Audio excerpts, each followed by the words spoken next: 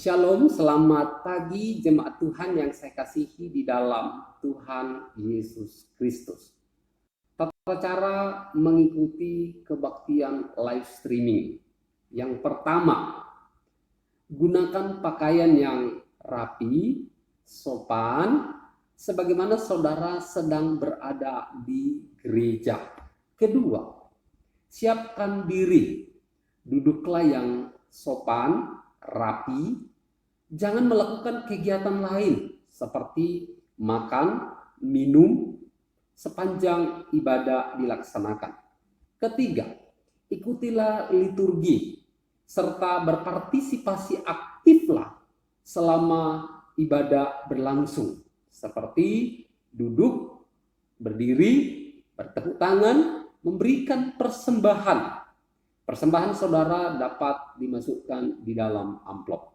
Dan yang keempat, ikutilah ibadah live streaming dari awal sampai selesainya sebagaimana saudara beribadah di gereja.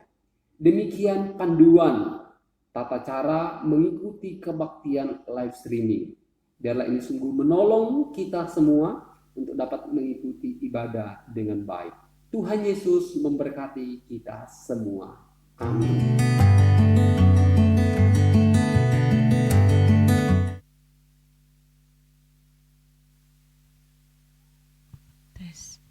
Oke, selamat pagi jemaat yang terkasih dalam Tuhan. Kurang semangat, selamat pagi jemaat yang dikasihi Tuhan. Pagi. Bersyukur ya kita boleh dikumpulkan kembali di gereja untuk memuji, memuliakan terlebih untuk mendengarkan firman Tuhan. Ibadah pagi ini dibuka dalam nama Allah Bapa, Allah Putra dan Allah Roh Kudus. Marilah kita menenangkan hati dan pikiran kita sebelum masuk dalam puji-pujian. Kita mau mengambil sikap saat teduh. Saat teduh dimulai.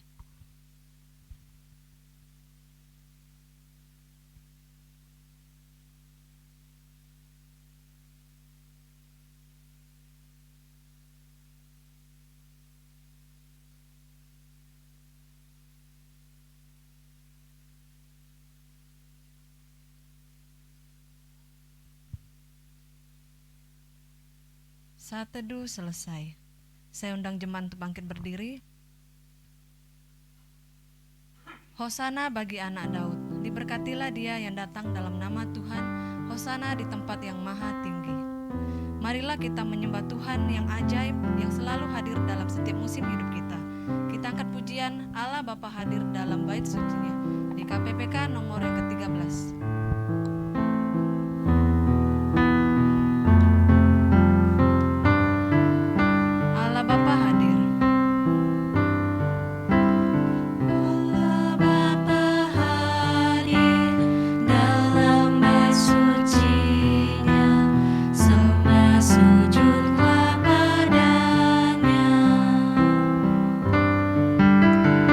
Umatnya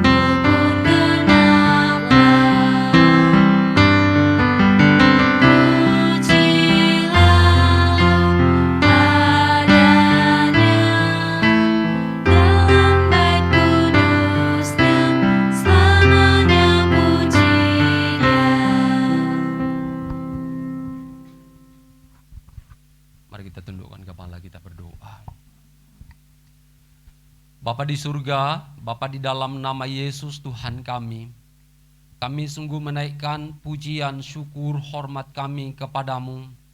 Bahwasanya kasih setia Tuhan senantiasa nyata, sempurna di dalam kehidupan kami. Oleh karena kasih setia Tuhanlah kami boleh ada sebagaimana kami ada hari ini. Kami boleh melewati hari-hari kami. Sungguh kami tahu oleh karena anugerah dari Tuhan. Terima kasih, ampuni kami di dalam segala salah, di dalam segala pelanggaran dosa yang kami perbuat melawan kehendak Tuhan. Ampuni, agar sungguh kiranya dengan pengampunan-Mu kami diperkenankan, kami dilayakkan di hadapan Tuhan. Di dalam ibadah minggu hari ini, kami bersama-sama datang di hadapan Tuhan. Kami mau berdoa, mau menyerahkan untuk seluruh sidang jemaat Tuhan di GKKB Jemaat Kumpai. Sungguh kiranya Tuhan sendiri yang akan terus boleh campur tangan, memberkati seluruh sidang jemaat-Mu, memberi mereka sehat, memberi mereka kuat, memberi mereka umur yang panjang. Dan Tuhan terus boleh topang di dalam setiap usaha, di dalam setiap pekerjaan mereka. Secara khusus hamba-Mu mau berdoa untuk mereka yang tidak bisa hadir hari ini karena dalam kondisi fisik yang sakit. Tuhan, hamba-Mu memohon dari tempat ini uluran tangan dan kasih kuasa Tuhan melawat menjamah mereka, sehingga oleh anugerah Tuhan mereka boleh pulih, mereka boleh sembuh kembali, dan pada minggu-minggu berikutnya mereka boleh hadir bersama-sama dengan kami di tempat ini untuk beribadah kepada-Mu Tuhan.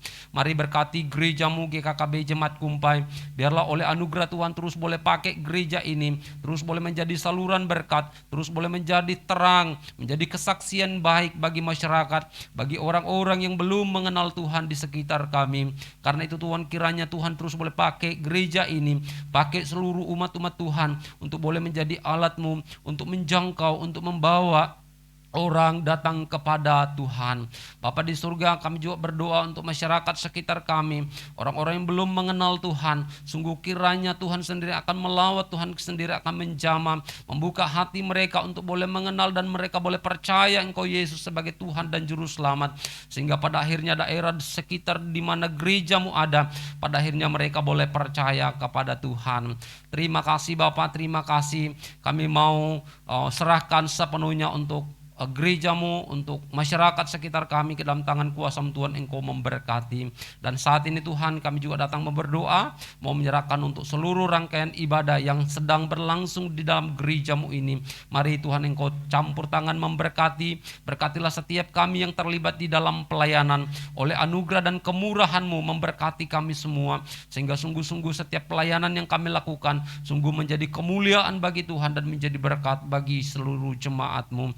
Terima kasih Bapa, terima kasih. Kami mau serahkan seluruh rangkaian ibadah ini ke dalam topangan dan pimpinan Tuhan. Terpujilah Engkau Tuhan, di dalam nama-Mu Yesus kami berdoa, kami ucap syukur. Amin.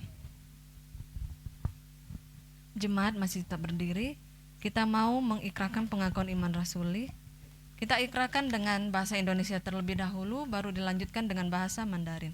Pengakuan iman rasuli. Aku percaya kepada Allah, Bapa yang Maha Kuasa, Khalik langit dan bumi, dan kepada Yesus Kristus, anaknya yang tunggal Tuhan kita, yang dikandung dari Roh Kudus, lahir dari anak darah Maria, yang menderita sengsara di bawah pemerintahan Pontius Pilatus, disalibkan, mati dan dikuburkan, turun ke dalam kerajaan maut. Pada hari yang ketiga, bangkit pula dari antara orang mati, naik ke surga, duduk di sebelah kanan Allah, Bapa yang Maha Kuasa, dan dari sana Ia akan datang untuk menghakimi orang yang hidup dan yang mati. Aku percaya kepada Roh Kudus, gereja yang kudus dan am, persekutuan orang kudus, pengampunan dosa, kebangkitan tubuh, dan hidup yang kekal. Amin. 使徒信经，我信上帝，全能的父，创造天地的主。我信我主耶稣基督，上帝的独生子，领圣灵感愿，有同着你玛利亚所生，在本丢比拉多手下受难，被钉于十字架，受死埋葬，嵌在阴间，地上天从死人中复活升天，坐在全能父上帝的右边，将来必从那里降临，审判活人死人。我信圣灵，我信生而故的教会，我信生土相通，我信罪的赦免，我信身体复活，我信永生。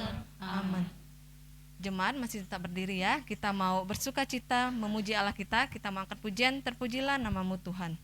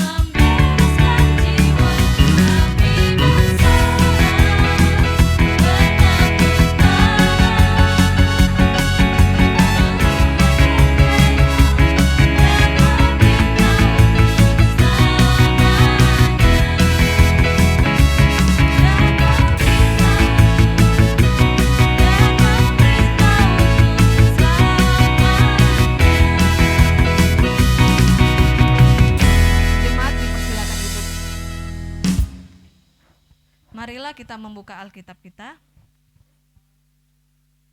yang terdapat di Ibrani pasal 1 ayat 1 sampai ke 4.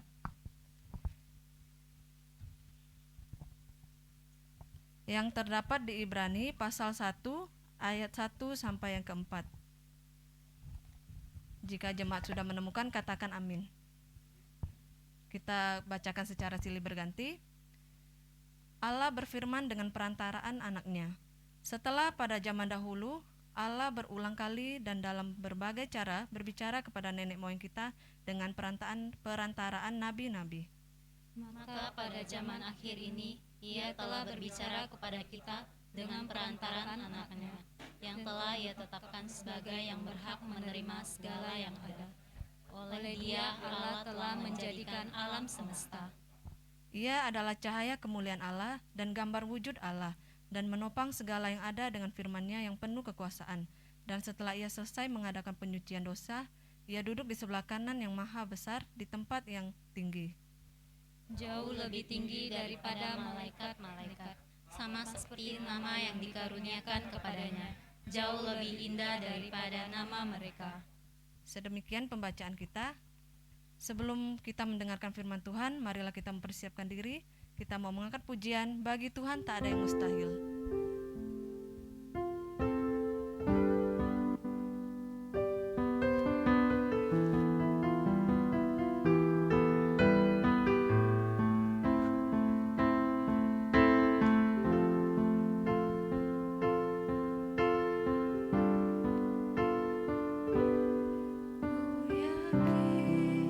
Saat kau berfirman, ku menang.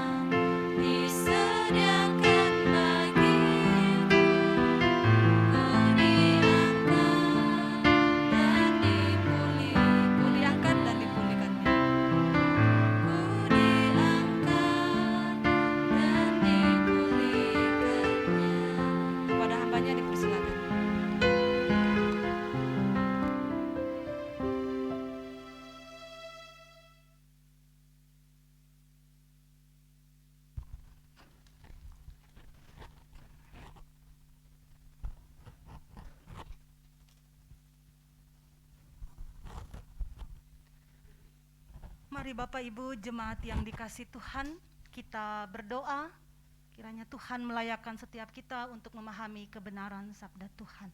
Kita berdoa. Sungguh bagi Tuhan tak ada yang mustahil, tak ada yang tak mungkin bagi Tuhan. Tuhan menguatkan kami, Tuhan menjaga kami, Tuhan memelihara, menuntun kami menjalani kehidupan yang Tuhan percayakan kepada setiap kami. Dan Tuhan menginginkan kami meresponnya dengan ungkapan syukur, dengan iman yang teguh kepada Tuhan, sehingga kami tidak khawatir, tidak goyak dalam pergumulan apapun.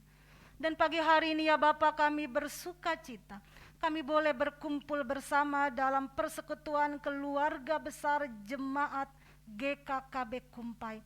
Kami duduk bersama menikmati rahmat-Mu. Kami membaca firman Tuhan dan kami akan merenungkannya. Layakkan setiap kami ya Bapa, sehingga kami layak untuk menerimanya. Kami layak untuk menjadi pelaku-pelaku sabda Tuhan yang hidup dalam kehidupan beriman sepanjang hari. Di dalam nama Tuhan Yesus kami berseru. Amin. Selamat pagi, salam sejahtera bagi Bapak Ibu segenap jemaat GKKB Kumpai. Puji Tuhan, Bapak Ibu, kita boleh berjumpa, boleh saling mengenal. Itu semua karena kebaikan Tuhan. Sehingga ini hari yang indah yang Tuhan jadikan kita boleh berkumpul bersama.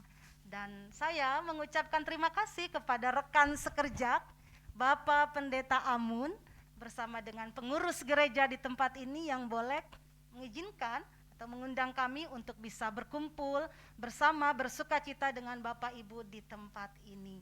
Dan Bapak Ibu yang dikasih Tuhan, sebelum kita merenungkan firman yang tadi kita baca bersama, kita tentu harus mengenal dulu satu sama lain.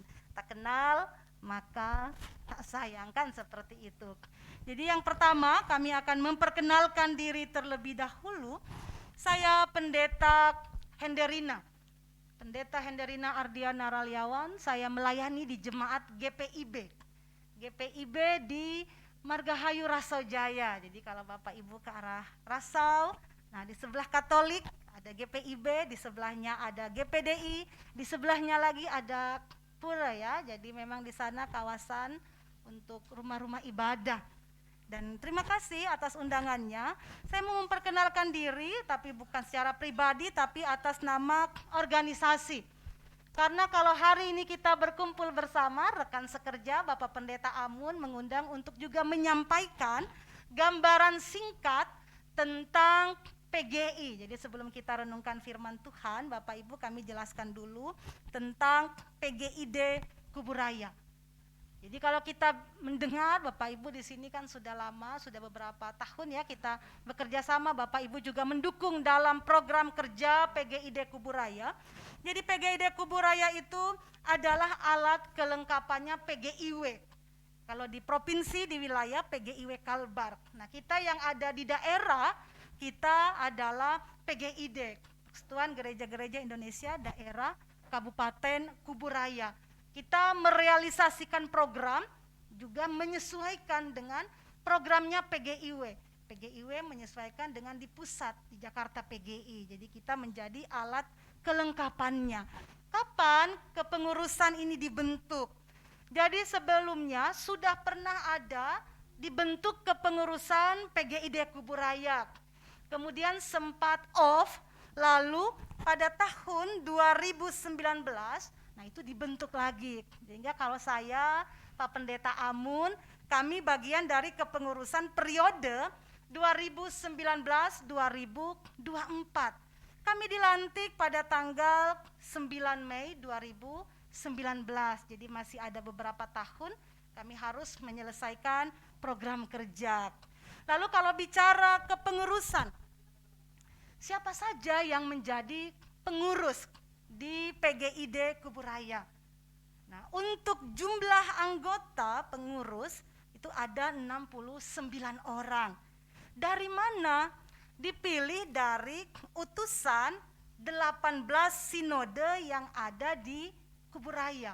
Sinode anggota PGI. Siapa saja? Nah, Bapak Ibu bisa lihat di slide, ada GPIB, ada HKBP, ada GKKB, ada GPKB, ada GKMI, ada GKNI, GMI, lalu GMS, lalu GKSI, GBI, lalu ada GSJI, GSJA, GKII, GKTI, GMII, lalu ada GPPS, GKindo, GKRI, dan yang baru bergabung adalah GKY, Gereja Kristus Yesus, yang memang awalnya ada di Pontianak lalu membangun di Kuburaya. Nah, ini 18 sinode anggota PGI yang ada di Kabupaten Kuburaya.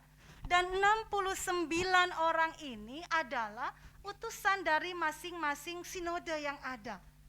Dari 18 sinode ini, ada dibagi menjadi 42 anggota gereja. Misalnya GKKB.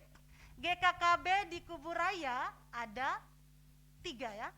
3 gereja. Ada di Kumpai, lalu ada di Sungai Raya Dalam, kemudian yang ada di Parit Baru, ya ada 3. Nah itu jadi makanya jadi 42 anggota gereja dari 18 sinode.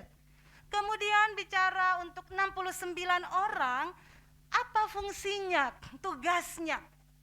Nah, dalam kepengurusan PGID, Bapak Ibu, ada majelis pertimbangan, ada badan pemeriksa perbendaharaan, ada majelis pekerja harian, ada bidang-bidang, mulai dari bidang anak, bidang bapak, bidang perempuan, keesaan gereja, ada litbang, kemudian juga ada bidang hukum, jadi ada 9. Ada 9 bidang yang ada di pengurus. Lalu yang terakhir itu ada MPL, Majelis Pekerja Lengkap. Dan anggota, Bapak Ibu, kalau bicara saya posisinya ada di Majelis Pekerja Harian. Saya sebagai Ketua Umum PGID Kuburaya. Lalu saya bawa rekan saya di sini, ada Ibu Kristina Sitorus. Bapak Ibu pernah bertemu kayaknya ya di sini ya. Tempo hari saya tidak bisa datang karena ada tugas. Lalu Ibu Bendum ini tugasnya adalah di Bendahara Umum MPH. Lalu di mana posisinya Bapak Pendeta Amun? Nah, ini Bapak Pendeta Amun sejajar nih duduknya ya. Kalau di sini bagian untuk merealisasikan dana itu harus apa, untuk apa penggunaannya, posisinya Pak Amun itu ada di BPP, Badan Pemeriksa Perbendaharaan. Tugas Pak Amun yang memeriksa supaya kami MPH bertanggung jawab untuk setiap program dan sebagainya, bidang-bidang tidak salah menggunakan dana. Jadi tidak sembarangan. Jadi ada BPP-nya. Jadi Pak Amun bersama dengan 2 orang kawan. Ada 3 orang di BPP itu. Nah, tempo hari dari sini ada 2 orang. Ada Ibu Dewi Yohana ya. Tapi Ibu Dewi Yohana katanya sudah pindah, sehingga saya menawarkan ada enggak satu dari jemaat di Kumpai untuk menggantikan posisi. Hanya sedang dalam proses begitu Bapak Pendeta ya. Jadi kalau nanti sudah ada bisa diinfokan. Sebenarnya di 70 karena kurang 1 jadi 69 seperti itu. Lalu Bapak Ibu yang dikasih Tuhan, setelah dibentuk pengurus, tugasnya apa? Tugasnya itu adalah membentuk keesaan di Kabupaten Kuburaya. Supaya gereja-gereja yang ada di Kuburaya, yang kita berbeda ya, ada doktrin-doktrin yang berbeda, tetapi kan kita satu.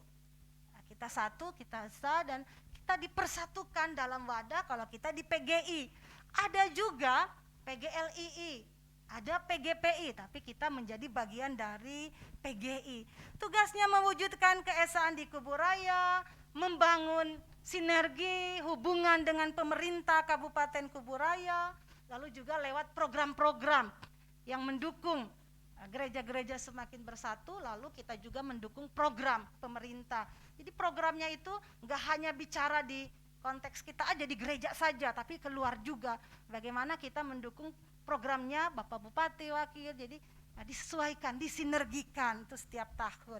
Nah, yang terakhir Bapak Ibu, untuk Bagaimana caranya kita bisa realisasikan program? Nah, tentu kan dia butuh sumber dana, kan seperti itu. Sama seperti di gereja. Supaya gereja itu pelayanannya berjalan lancar, pasti juga didukung oleh sumber dana.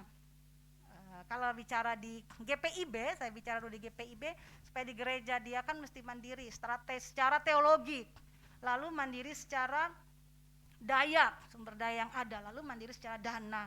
Nah, dana ini kan menopang pelayanan. Dan tentu bicara di PGI, di PGID, maka butuh juga sumber dana. Dari mana dananya? Nah, Bapak Ibu ada 2 di sana. Yang pertama itu dari iuran gereja-gereja anggota PGID Kuburaya. Dari 42 ini, dalam sidang majelis pekerja lengkap kita sepakati bersama sesuai dengan kemampuan kita. Jadi diputuskan minimal itu 50.000 per bulan. Jadi setiap bulan minimal memberikan dukungan, topangan, bentuk tanggung jawab kepada PGID dengan memberikan iuran minimal 50.000 per bulan. Dan puji Tuhan di sini lancar Bapak Ibu ya, dari GKKB sudah 3 tahun ya Bu ya. Sudah 3 tahun dari 2019, 2020, 2021 GKKB sudah melunasi. Jadi ini kita dalam proses lagi untuk berlanjut di tahun 2022. Lalu selain dari iuran gereja, sumber yang kedua adalah dana hibah dari pemerintah Kabupaten Kuburaya. Karena PGID ini atau PGI ini mitra strategisnya pemerintah, maka kita juga mendapat dukungan dari pemerintah, dana hibah. Dapatnya itu 2 tahun sekali. 2 tahun lalu kita dapat 75 juta untuk menopang program. Dan tentu tahun ini, karena sudah 2 tahun ya, dan tahun ini kita akan kembali mendapatkan dukungan dana hibah dari Pemkab Kuburaya. Berapa kisarannya? Kita tidak tahu ya. Jadi sesuai dengan program kerja yang diajukan, nanti mereka bisa ambil 50% atau di bawahnya. Nah, itu yang akan diserahkan untuk menopang. Nah, ini Bapak Ibu perkenalan singkat tentang PGID Kuburaya secara khusus.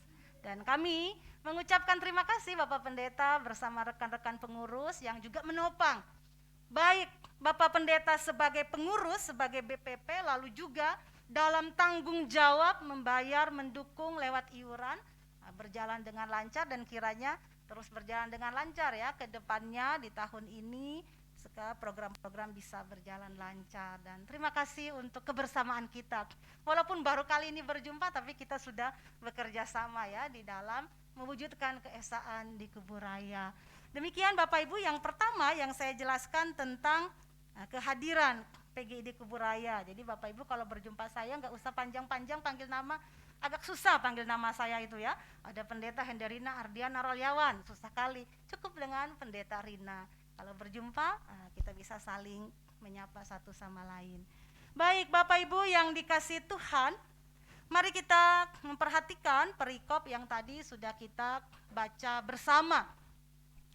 Saya mendapat tugas dari Bapak Pendeta dari Ibrani yang sudah kita baca, Ibrani 1 ayat 1 sampai 4. Jadi ini awal ya, karena ini mulai dari kitab Ibrani lalu baru pasal 1, berarti awal, nanti berikutnya akan diperdalam lewat pasal-pasal berikutnya.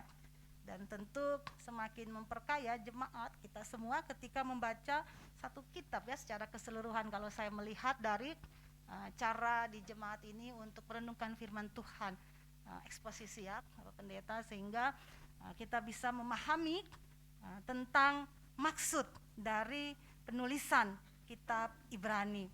Bapak Ibu yang dikasihi Tuhan, ketika bicara tentang firman Tuhan yang mau direnungkan dalam kitab Ibrani pada hari ini, lalu lagu-lagu pujian tadi sudah mengantar kita. Lagu puji-pujian dari awal, kemudian sampai masuk mau kita merenungkan firman Tuhan, sudah mengantar kita.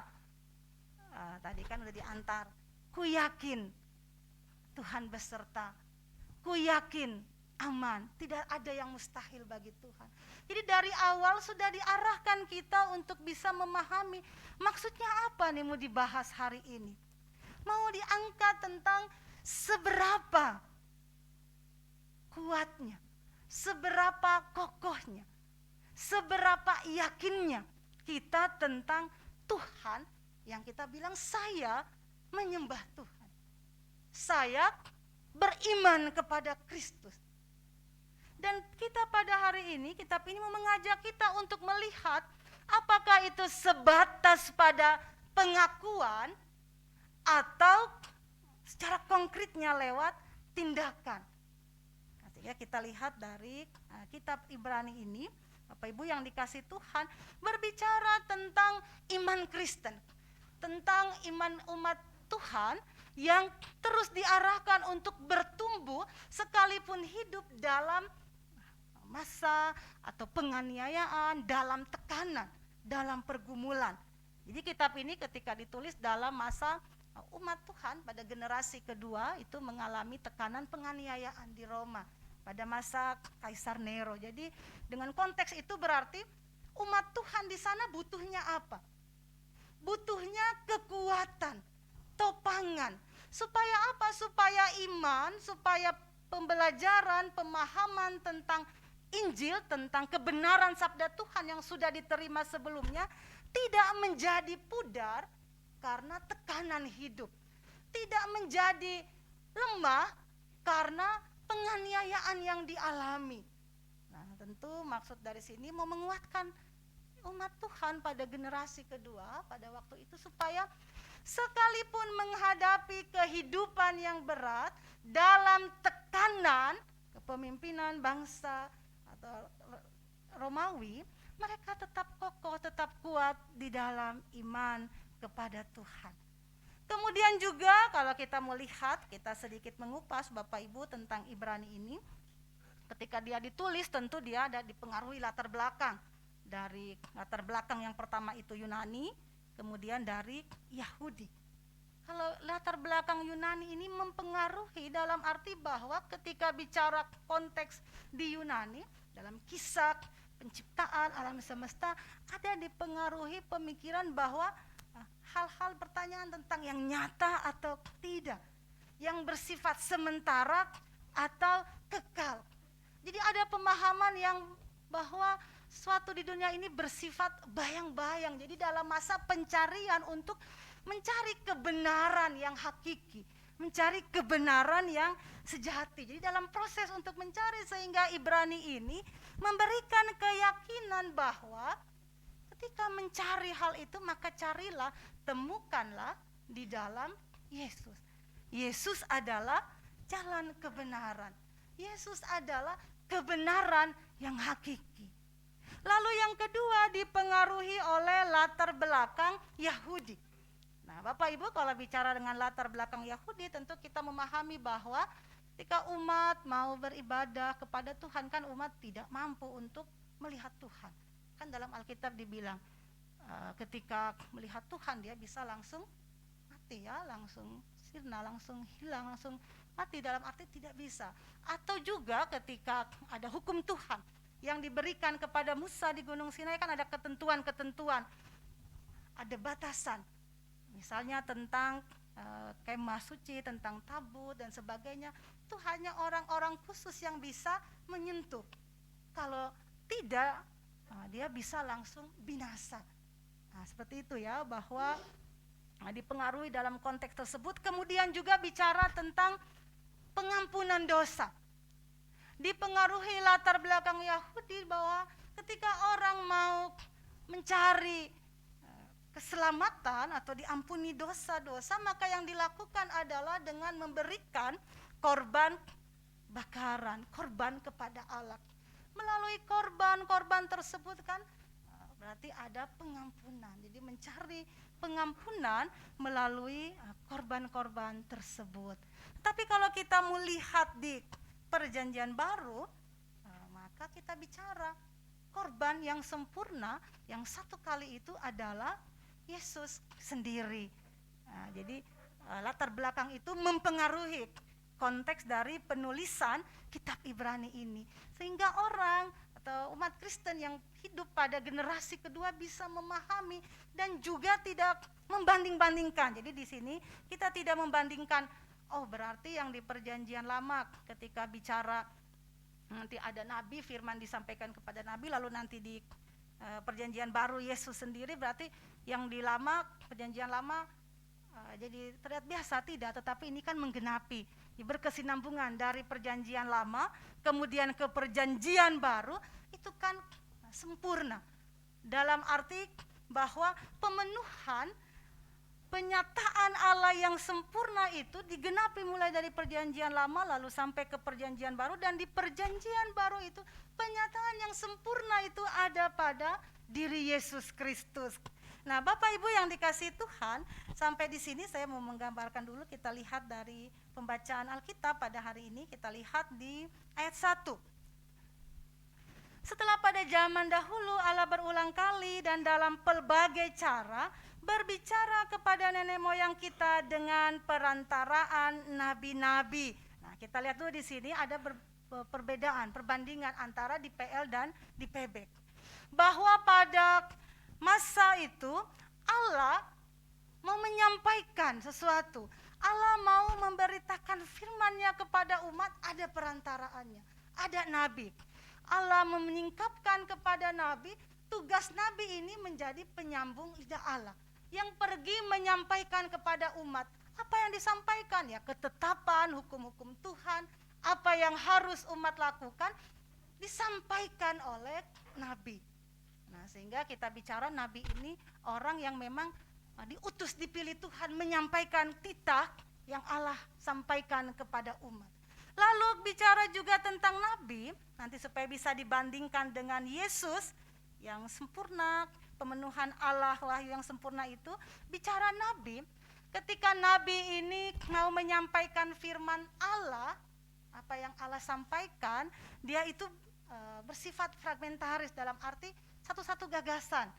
Nanti misalnya ada di kitab Hosea, di Yoel dan sebagainya, kan dia ada satu-satu tema.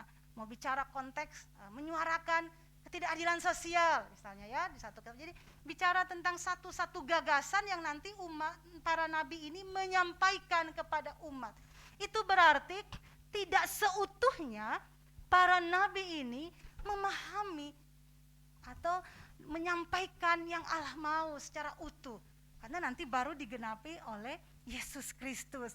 Nah, kita lihat bagaimana cara nabi juga menyampaikan pesan itu kepada Tuhan. Nabi berbicara, menyampaikan lewat perkataan. Kalau umat nggak paham, disampaikan lewat alat peragat, supaya jemaat memahami atau umat Tuhan memahami, supaya bangsa Israel memahami apa yang Tuhan mau. Dikatakan bahwa Allah melalui para nabi memberikan secara berulang kali. Nah, di situ dibilang ada polumeros dan juga ada polutropos. Jadi berulang kali Allah sampaikan supaya pas, sesuai, relevan dengan konteks di mana bangsa itu hidup, bagaimana kondisi yang ada. Lalu dengan berbagai cara supaya umat memahami kehendak Tuhan. Kemudian juga ketika para nabi ini menyampaikan, mereka berupaya supaya orang yang mendengar memahami. Itu berarti mereka menyampaikan firman Tuhan berdasarkan kekuatan kehendak Allah yang memampukan mereka menyampaikan kebenaran. Lalu bagaimana bicara tentang Yesus? Mari kita lihat ayat 2. Maka pada zaman akhir ini ia telah berbicara kepada kita dengan perantaraan anaknya yang telah ia tetapkan sebagai yang berhak menerima segala yang ada. Oleh dia Allah telah menjadikan alam semesta. Nah, kita masuk ke gambaran tentang Yesus Kristus. Kalau tadi gambarannya wahyu itu diberikan kepada para nabi dengan perantaraan nabi, dengan keterbatasan, dengan berbagai gagasan-gagasan yang harus disuarakan, disampaikan berulang kali sesuai dengan konteks supaya umat memahami. Kita lihat di diri Yesus. Di sini bicara Yesus, berarti Yesus seutuhnya. Yesus tidak menyampaikan seperti nabi berbicara, tetapi Yesus kan langsung menyatakan dirinya sendiri bahwa akulah, ini kata Yesus ya, akulah jalan kebenaran. Berarti Yesus memberitakan itu bukan seperti nabi yang hanya satu gagasan dengan ide-ide lalu dia sampaikan, tetapi Yesus kan seutuhnya. Seutuhnya kenapa? Karena Yesus adalah Tuhan. Makanya dikatakan Yesus Kristus adalah pemenuhan wahyu yang sempurna, sehingga itu menjadi kekuatan bagi orang Kristen yang mendengar. Kemudian bicara tentang pengampunan dosa. Kalau para nabi menyampaikan permohonan maaf umat melalui korban bakaran, maka bicara tentang Yesus menjadi korban yang sempurna melalui pengorbanannya di kayu salib. Nah, ini menjadi hal yang luar biasa ketika kita merenungkan tentang Yesus. Bahwa Yesus sempurna, tidak menyampaikan satu ide, gagasan dan sebagainya, tapi dia menjadi Allah sendiri. Kemudian juga dia menjadi korban yang sempurna. Dia menjadi jalan keselamatan kepada kita. Lalu ayat ketiga dikatakan, ia adalah cahaya kemuliaan Allah, gambar wujud Allah, dan menopang segala yang ada dengan firman-Nya yang penuh kekuasaan. Dan setelah ia selesai mengadakan penyucian dosa, ia duduk di sebelah kanan yang maha besar di tempat yang tinggi. Nah, ada gambaran tentang Yesus sebagai apaugasma atau sebagai cahaya, sinar kemuliaan Allah. Yesus karakter Allah. Yesus adalah wujud Allah. Yesus yang melakukan penebusan penyucian dosa. Lalu ada juga gambaran di sana. Setelah selesai ia duduk di sebelah kanan yang maha besar, lebih tinggi dari malaikat. Itu gambaran yang luar biasa tentang Yesus yang lebih tinggi dari apapun, dari malaikat, dari yang lainnya. Sehingga memampukan Bapak Ibu dan saya yang hidup pada konteks ini terus melihat begitu luar biasanya Yesus yang kita sembah. Nah, sehingga ada pertanyaan terakhir di sana Bapak Ibu, masih ragukah beriman kepada Yesus? Kalau mau merenungkan Yesus, bicara tentang Yesus, kita akan bilang kita sudah memahami, selalu mencari, merenungkan lewat renungan dan sebagainya ya setiap kali kita ibadah. Jadi kalau bicara teori, Bapak Ibu, saya, kita sudah pasti memahami. Tetapi ketika bicara prakteknya, iman, kalau bicara tentang iman kita memahami. Tapi bagaimana bicara tentang konkretnya? Iman kita yang mewujud dalam tindakan, itu yang susahnya luar biasa. Nah, itu kan seperti itu Bapak Ibu ya, jangan kan? Artinya kita semua ketika bicara tentang iman kepada Yesus, siapa Yesus, kita mudah menjelaskan, memahami, mudah untuk memahami. Tetapi ketika mau mempraktekkannya itu yang sungguh berat, luar biasa. Dan dalam kitab ini ketika disampaikan kepada umat Kristen pada konteks waktu lalu, supaya mereka kuat, supaya mereka terus bertumbuh dalam iman sekalipun mengalami penganiayaan. Itu tekanan yang berat. Kalau dimasukkan ke konteks sekarang, kehidupan kita juga tidak jauh berbeda pastinya. Tekanan juga menyelimuti kehidupan pribadi kita. Tekanan dalam kehidupan keluarga, pergumulan, di pekerjaan, situasi terkini, pandemi COVID dan sebagainya membuat kita juga akan hidup dalam pertanyaan, kekhawatiran dan sebagainya, kebimbangan. Yang kadang-kadang kalau dia tidak kuat di dalam iman, dia bisa bilang bahwa itu kan hanya ditulis di dalam Alkitab. Tapi kayaknya berat banget untuk menjalani. Betul demikian, artinya kita tidak bilang seperti ini. Dengan mengimani Yesus lalu kita menjadi bebas, lepas dari segala sesuatu itu, dari tantangan. Tetapi dengan mengimani Yesus dengan tidak ragu, maka ada kekuatan yang besar yang melingkupi kita, Bapak Ibu dan saya, supaya di tengah kehidupan pribadi dengan tekanan yang ada hikmat Tuhan yang tercurah menguatkan Bapak Ibu dan saya untuk terus melangkah. Atau kita bicara dengan konteks pandemi yang membuat kehidupan terpuruk. pekerjaan, banyak yang di PHK, penghasilan menurun dan sebagainya. Itu juga mengganggu konsentrasi kita, mengganggu kehidupan kita, lalu kita juga kadang-kadang jadi lemah dan sebagainya. Tapi firman ini menguatkan Bapak, Ibu, dan saya pada hari ini. Kalau waktu itu menguatkan umat supaya bertahan dalam penganiayaan, tentu pada hari ini juga menguatkan Bapak, Ibu, dan saya dengan konteks pergumulan yang kita alami pada hari ini. Kalau ditanya masing-masing, kita mendata pergumulannya panjang, mungkin gak habis satu buku. Banyak pergumulan, permohonan yang kita minta kepada Tuhan. Nah, ini kembali lagu tadi luar biasa ya, mengantar. Bagi Tuhan tidak ada yang mustahil. Tuhan yang akan menjaga, memberkati Bapak, Ibu, dan saya. Hanya satu kuncinya, satu syaratnya. Tidak ragu kepada Tuhan. Tidak khawatir tentang kehidupan karena ada Tuhan yang menyertai dan memberkati. Lalu juga ketika kita kembali dalam kehidupan sehari-hari, maka firman ini mengarahkan Bapak, Ibu, dan saya untuk mewujudkannya dalam tindakan kehidupan yang konkret, aktivitas yang nyata. Dan kita bersyukur boleh berjumpa dalam persekutuan, disatukan dalam kepengurusan PGID di Kuburaya, kita duduk bersama. Dan di sana konkretnya, bagaimana gereja Tuhan hadir, berkarya nyata, bukan hanya di dalam gereja saja.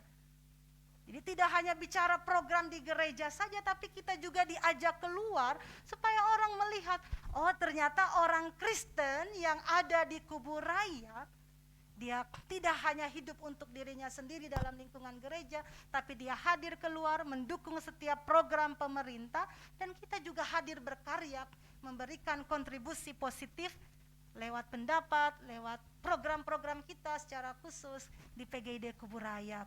Dan itu menjadi refleksi Bapak Ibu yang dikasih Tuhan, refleksi pada hari ini. Apa tugas kita ke depan? Tugas kita ke depan banyak. Baik dalam kehidupan kita bergereja, pribadi, keluarga, dalam persekutuan di jemaat ini, lalu juga tugas ke depan merealisasikan program kerja di PGID Kuburaya.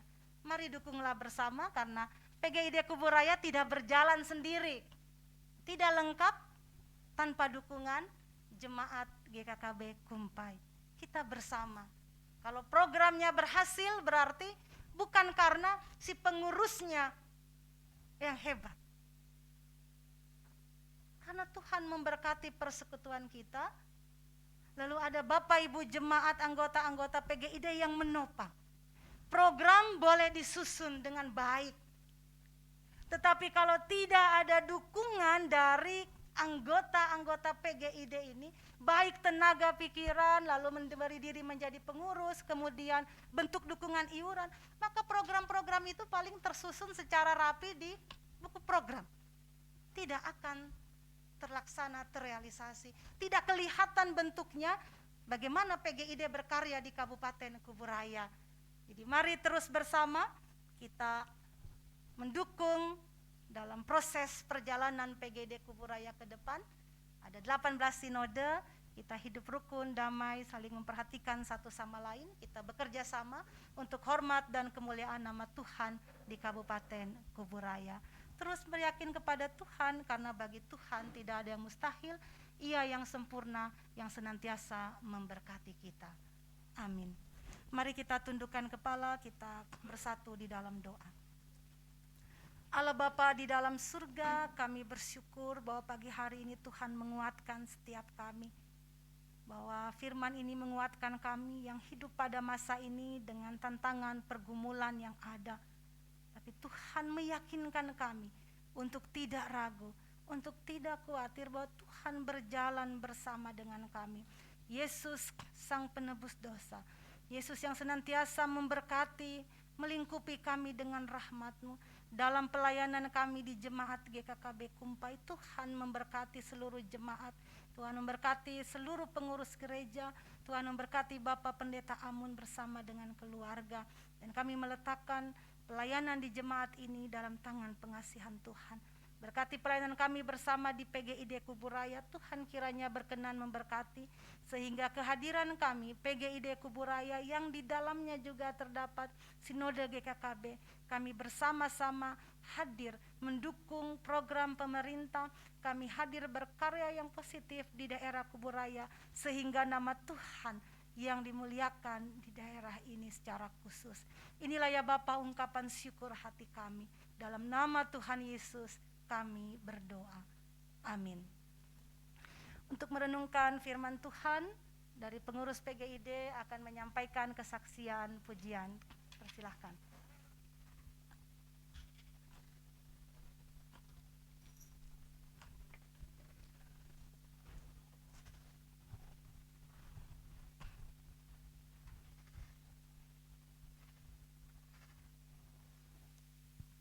Tes.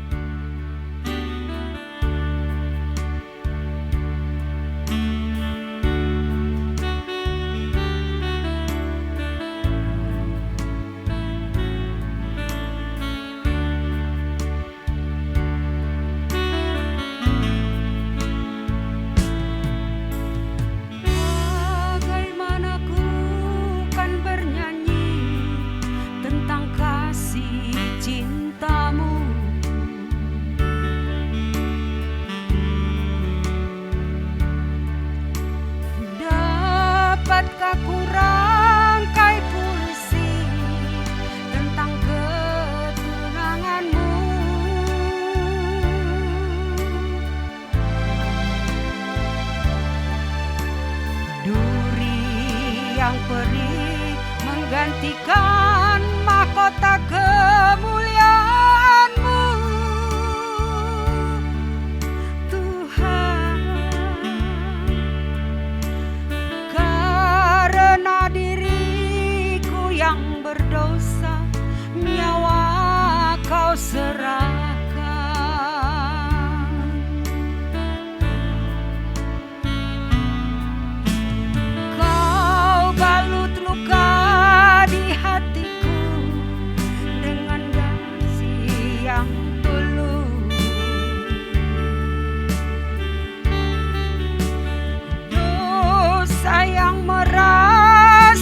Basuh dengan darah-Mu kudus.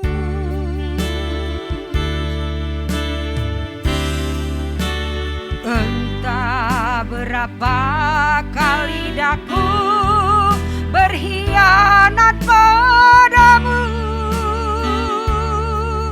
Tuhan.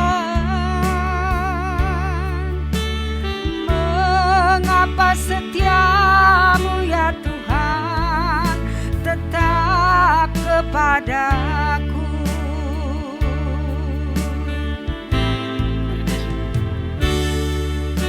Sungguh ku tak mampu memahami kasih dan setia-Mu,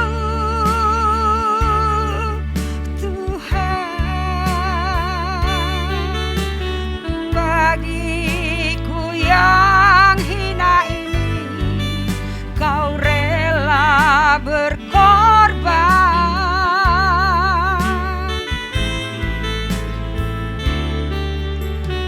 Apakah ku sanggup membalas kasih dan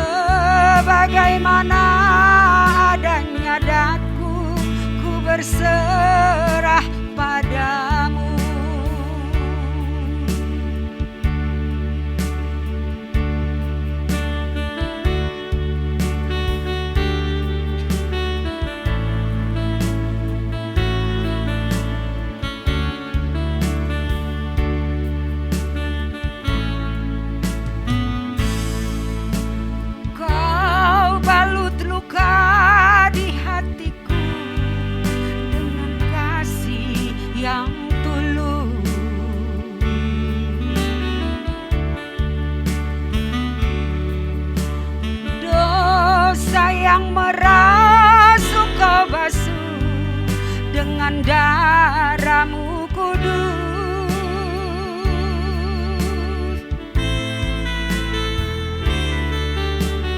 Entah berapa kali daku berkhianat padamu, Tuhan. Mengapa setiamu ya Tuhan tetap kepadaku?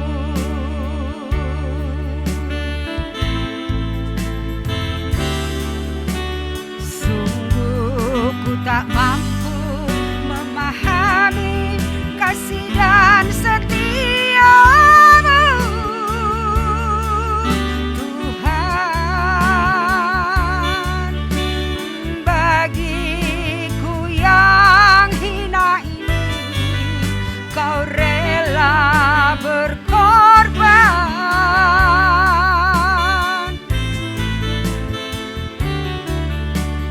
Apakah ku sanggup membalas kasih dan setiamu,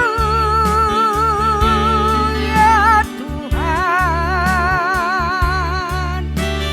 Sebagaimana adanya daku, ku berserah padamu.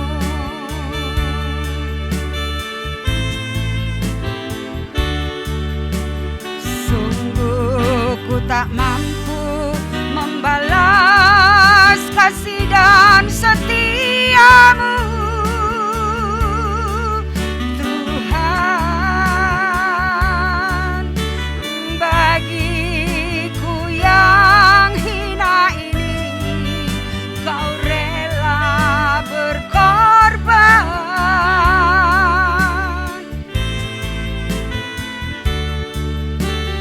Apakah ku sanggup membalas kasih dan setiamu,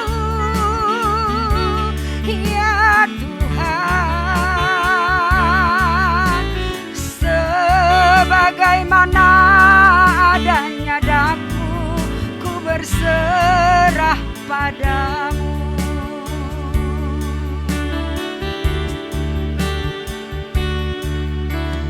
Sebagaimana adanya daku,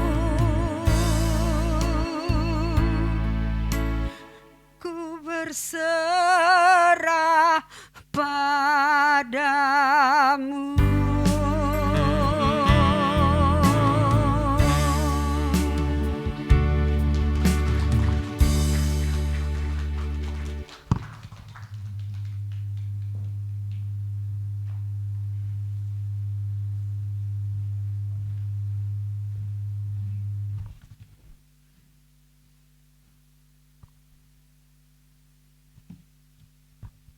Sungguh indah firman Tuhan yang telah disampaikan dan juga pujian yang sudah dipersembahkan. Biarlah kita mempunyai iman yang setia kepada Tuhan sampai akhir hidup kita atau sampai Tuhan datang kedua kalinya. Kita akan menjalankan persembahan. Hari ini kita akan menjalankan 2 kali persembahan, satu untuk kas gereja, yang kedua untuk diakonia. Kita mau angkat pujian, arti kehadiran-Mu. Pada pengulangan yang kedua, petugas persembahan dipersilakan. Oh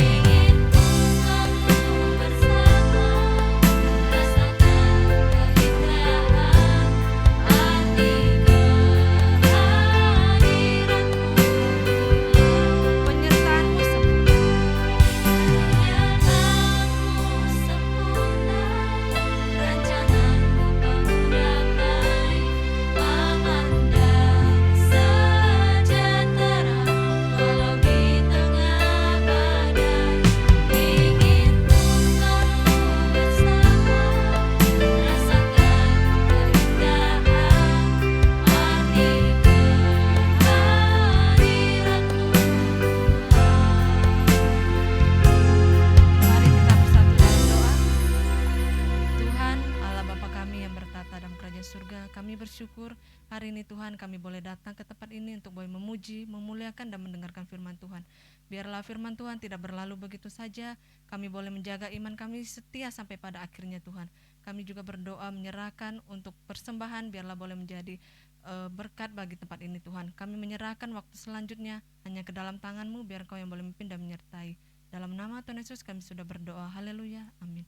Jemaat dipersilakan duduk.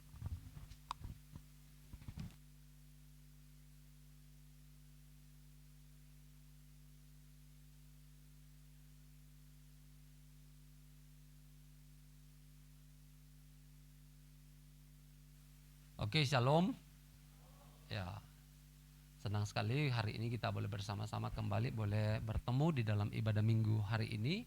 Sungguh kiranya berkat dari Tuhan terus boleh dianugerahkan kepada setiap kita. Oke, mewakili hamba Tuhan, majelis dan seluruh jemaat Tuhan di GKKB Jemaat Kumpai mengucapkan terima kasih kepada Ibu Pendeta Henderina bersama dengan Ibu Kristina ya, Ibu Bendahara dan juga Bapak ya yang boleh hadir bersama-sama dengan kami di dalam ibadah minggu hari ini dan juga boleh sharing dan juga boleh memberkati kami lewat firman Tuhan. Sungguh kiranya pelayanan Ibu sungguh terus Tuhan boleh memberkati. Oke, apakah hari ini ada yang pertama kali beribadah bersama dengan kita? Apakah ada? Di atas apakah ada yang pertama kali beribadah? Oke, tidak ada ya. Oke, mari Bapak Ibu sekalian saya terus mendorong jemaat untuk terus boleh menjadi alat di tangan Tuhan ya. Relakan diri kita untuk terus boleh menjadi berkat buat orang lain sehingga pada akhirnya lewat kesaksian hidup kita orang boleh melihat Kristus di dalam diri kita dan pada akhirnya mereka boleh percaya bahwa Yesus adalah Tuhan dan mereka juga boleh digerakkan untuk mereka boleh datang ke gereja. Masih ada begitu banyak orang-orang di sekitar kita, tetangga kita, keluarga kita, suami istri kita yang belum percaya Tuhan. Karena itu mari menjadi berkat buat mereka sehingga pada akhirnya mereka boleh percaya Yesus sebagai Tuhan dan Juru Selamat. Oke Bapak Ibu Saudara yang dikasihi Tuhan, kita akan masuk di dalam warta jemaat hari ini. Karena hari ini ada beberapa majelis yang tidak bisa hadir termasuk sekretaris dan bendahara sehingga sebelumnya memohon maaf kalau tidak ada laporan keuangan untuk bulan Januari. Ya, karena belum bisa disampaikan karena bendahara hari ini tidak bisa hadir. Ya, jadi lalu kemudian juga sebagaimana janji yang sebagaimana yang sudah diwartakan bahwa hari ini kita akan membagi sudah akan ditampilkan kelompok-kelompok kecil untuk persiapan untuk pemuridan di depan. Cuman karena hari ini sekretaris gereja juga tidak bisa hadir sehingga kelompok kecil pembagian kelompok di dalam persekutuan itu belum bisa ditampilkan karena sekretaris belum bisa mengedit karena datanya itu ada di kantor gereja sementara sekretaris tidak bisa hadir. Karena itu belum bisa ditampilkan. Doakan supaya minggu depan sekretaris sudah bisa menginput semua data sehingga kelompok kecil sudah bisa terbagi pada minggu depan. Karena itu sebelumnya minta maaf kalau hari ini harusnya sudah dibacakan cuman karena ada satu dan lain hal sehingga tidak bisa ya. Oke, itu kira-kira yang mendahului warta jemaat hari ini. Ya. Warta jemaat GKKB Kumpai pada hari ini tanggal 13 Februari. Saya akan mulai dengan jadwal pelayanan pada minggu depan. Jadwal pelayanan pada minggu depan tanggal 20 Februari yaitu lanjutan dari kitab Ibrani yaitu pasal 1 ayat 10 sampai 4 yaitu dari kekal sampai kekal ya. Pembicara saya sendiri, pemimpin pujian Vivi, backing vokal, Saudari Winda dan Saudari Cincing, musik Saudara Kevin, petugas persembahan Lia dan Meli. Lalu kemudian ini jadwal pelayanan ibadah sekolah minggu 20 Februari dengan tema Ibu Hana meminta seorang anak, cerita firman Tuhan Saudari Vivi, pemimpin pujian Helen dan Lili, musik Saudari Lia. Lalu kemudian jadwal pelayanan ibadah tunas remaja pada tanggal 20 Februari pada minggu depan yaitu pembicara Ibu Esther, pemimpin pujian Sansan, singer Andre dan Joyce, pemusik Emma dan Ella, petugas persembahan Jesslyn, lalu kemudian operator LCD saudari Nana. Lalu kemudian ini laporan persembahan yang masuk sepanjang minggu yang lalu. Kantong persembahan di dalam ibadah raya sebesar Rp1.084.000. Ibadah sekolah minggu Rp100.000. Ibadah tunas remaja Rp323.000. Persekutuan pemuda Rp64.000. Lalu kemudian ada persembahan persepuluhan yang masuk. Keluarga Ibu Afong 50.000, keluarga Ibu Tarina 100.000, Gembala dan keluarga 700.000. Kemudian keluarga Kim Chun dan Ibu Julianti 10 juta. Lalu kemudian nomor 050 800.000. Keluarga Devon dan Stefani untuk Januari Februari 2 juta. Nah, lalu kemudian Bapak Ibu Saudara sekalian yang ada di rumah atau mengikuti ibadah secara online, yang saudara akan ingin mendukung pekerjaan pelayanan Tuhan di gereja di tempat ini, silakan boleh di scan barcode di dalam beberapa aplikasi yang tertera di layar Anda hari ini, ataupun langsung boleh di dalam rekening gereja kita GKKB Jemaat Kumpai. Atas setiap partisipasi dan dukungan jemaat sekalian dan apa yang telah diberikan kepada Tuhan melalui gereja ini, kiranya Tuhan memberkati. Nah, Bapak Ibu Saudara sekalian, terus diingatkan bahwa gereja kita sedang menggalakkan supaya menggunakan di dalam ibadah menggunakan Alkitab dalam bentuk buku. Karena itu terus didorong bagi jemaat yang ada Alkitab di rumah, silahkan membawa Alkitab seperti ini ya, sebelum nanti Alkitab secara yang ditayangkan di LCD itu ditutup ya. Nanti satu waktu Alkitab di LCD itu kemungkinan kita akan tutup ya. Oke Bapak Ibu Saudara, bagi jemaat yang ingin dibaptis ya, saudara yang sudah mendaftarkan diri untuk dibaptis di semester ini, setelah kebaktian ini, setelah pulang, bagi peserta baptis untuk ketemu saya di atas cry room. Jadi tidak perlu turun, kita nanti langsung ketemu setelah jemaat semua pulang ya. Jadi yang peserta baptis langsung ketemu saya dengan di atas ya, untuk pengarahan, untuk persiapan masuk di dalam kelas katekisasi. Jadi bagi saudara-saudara yang sudah mendaftar. Lalu kemudian Bapak Ibu Saudara sekalian, majelis telah menerima surat pengunduran diri dari Majelis Acing ya. Jadi saudari Acing selaku majelis musik ibadah itu telah mengundurkan diri, telah memberikan surat pengunduran diri ke majelis, dan surat pengunduran diri itu akan diteruskan ke sinode sebagai bentuk pertanggungjawaban gereja ini kepada sinode, dengan alasan bahwa saudari Acing sebagai musik gerejawi di tempat ini akan melayani sebagai hamba Tuhan musik di gereja lain. Nah, jadi satu alasan bahwa Acing akan melayani di gereja lain untuk mengembangkan talenta yang Tuhan berikan. Karena itu mari bersama-sama Bapak Ibu kita dukung di dalam doa supaya Acing di tempat pelayanan yang baru sungguh Tuhan pakai dengan luar biasa ya, sungguh di sana boleh menjadi berkat buat bagi banyak orang ya. Jadi dengan demikian karena kemajelisan berkurang satu, maka kita sesuai dengan anggaran dasar gereja kita, maka suara yang terbanyak di dalam pemilihan 1 tahun yang lalu itu yang akan menggantikan. Karena itu sesuai dengan data yang ada, maka Ibu Juncai yang akan menjadi melanjutkan periode kemajelisan saudari Acing. Jadi Ibu Juncai yang akan menjadi majelis, lalu kemudian akan ada reposisi di dalam kemajelisan. Hari ini Ibu Juncai tidak bisa hadir karena satu dan lain hal. Kemarin saya sudah hubungi beliau, dibilang minggu ini saya tidak bisa hadir Pak Amun ya. Jadi tetapi secara sah kita sudah sampaikan dan kita sudah wartakan. Ini kita akan wartakan selama 2 minggu. Jika tidak ada yang memprotes, tidak ada yang sanggahan, maka kita akan teguhkan beliau menjadi majelis gereja untuk menggantikan saudari Acing. Oke, demikian warta jemaat yang dapat disampaikan pada hari ini. Sungguh kiranya atas perhatian kita, Tuhan yang memberkati kita sekalian. Mari Bapak Ibu sekalian, kita bangkit berdiri. Kita akan kembalikan segala pujian, hormat, kemuliaan kepada Tuhan kita. Kita naikkan pujian doksologi, puji Allah Bapa, Putra dan Roh Kudus. Sesudah itu kita akan menerima doa berkat dari Ibu Pendeta Rina. Lalu kemudian kita akan tutup dengan amin, amin, amin.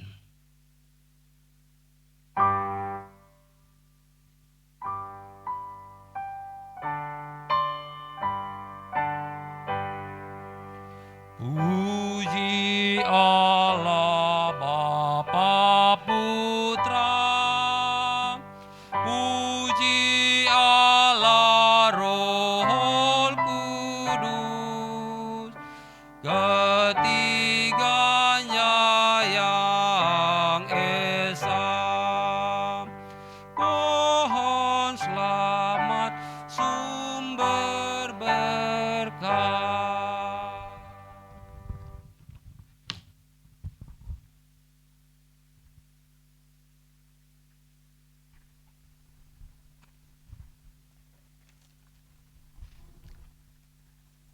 Bapak Ibu jemaat yang dikasih Tuhan, mari kita kembali ke dalam kehidupan sehari-hari. Kita melakukan firman yang telah kita renungkan di pagi hari ini dengan keyakinan iman. Tuhan Yesus Kristus, Sang Allah yang luar biasa, senantiasa memberkati kehidupan kita hari ini kekal selama-lamanya. Terimalah berkat Tuhan. Anugerah Tuhan kita Yesus Kristus, pengasihan Allah, persekutuan dalam Roh Kudus, kiranya menyertai seluruh kehidupan jemaat keluarga besar GKKB Kumpai, dan kita sekalian hari ini kekal selama-lamanya. Amin.